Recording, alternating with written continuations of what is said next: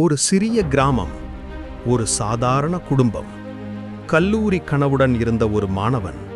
படிப்பு கிடைக்கணும், ஆனா பயணச் செலவு. 1968ஆம் ஆண்டு படிப்பு யாருக்கும் பாரமாக இருக்கக்கூடாது என்று சொன்ன இயக்கம் திராவிட முன்னேற்றக் கழகம். முதலாம் ஆண்டு இலவச கல்வி. கலைஞர் முதல்வரான பிறகு முழு பட்டப்படிப்பே இலவசம்.